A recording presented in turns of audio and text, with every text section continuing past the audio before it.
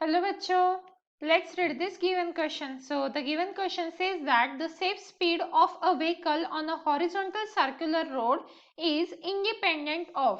तो देखिए बच्चों, क्वेश्चन में हमें क्या बोला जा रहा है कि हमें व्हीकल की जो सेफ स्पीड होती है, मतलब एक हॉरिजॉन्टल सर्कुलर रोड दिया है, मतलब एक कर्व पाथ दिया है, सर्कुलर रोड, सर्कुलर है वो, और हमें बोला है कि व्हीकल की सेफ स्पीड क्या होनी चाहिए, मतलब वो इंडिपेंडेंट ऑफ, क्या वो मास से इंडिपेंडेंट होती है, मास ऑफ द व्हीकल, या वो रेडियस ऑफ कर्व से इंडिपेंडेंट होती है, या एक्सेलरेशन ड्यू टू ग्रेविटी से इंडिपेंडेंट होती है, या हमारा बी ऑप्शन जो है वो दिया है coefficient of friction between the road surface and the tyre of the vehicle. अब कोएफिशिएंट ऑफ फ्रिक्शन मतलब म्यू होता है, तो हमें दिए हुए 4 ऑप्शन में से ऐसा ऑप्शन ढूंढ के निकालना है जिससे जो हमारी सेफ स्पीड होती है वो इंडिपेंडेंट होती है, मतलब वो उस पर डिपेंड नहीं करती है।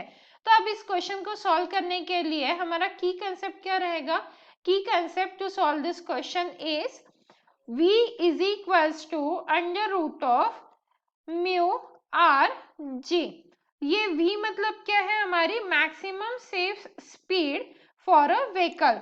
तो यहाँ पे हम एक एक करके सभी टर्म्स को इंट्रोड्यूस कर लेते हैं। v क्या है? हमारी maximum safe speed of vehicle है, मैक्सिमम सेफ स्पीड। म्यू क्या है? हमारा कोएफिशिएंट ऑफ फ्रिक्शन है। कोएफिशिएंट ऑफ फ्रिक्शन किसके बीच का है? हमारा रोड और जो टायर होता है व्हीकल का और रोड सरफेस, उसके बीच का है। देन उसके बाद नेक्स्ट है हमारा आर। आर क्या है? यहाँ पे रेडियस ऑफ कर्व है, तो r is the radius of curve. And next कौन सा है हमारा? कर्व के लिए हम ठीक से लिख लेते हैं इसे, रेडियस ऑफ कर्व। तो यहाँ पे आ जाएगा रेडियस ऑफ कर्व।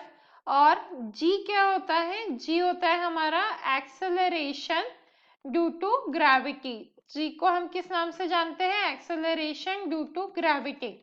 अब ये हमारा फॉर्मूला था, v मतलब safe speed, under root of mu क्या है? हमारा कोएफिशिएंट ऑफ फ्रिक्शन, r है radius of the curve, radius of the curve, then g क्या है? Acceleration due to gravity.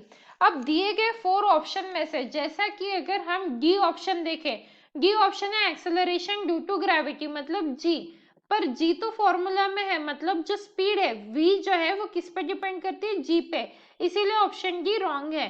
Then next देखिए radius of curvature, radius of curvature r जो कि formula है में है, विच मीन्स जो स्पीड है वो रेडियस ऑफ कर्व पे भी डिपेंड करती है, रेडियस ऑफ कर्व, तो इसीलिए ये भी ऑप्शन रॉन्ग है।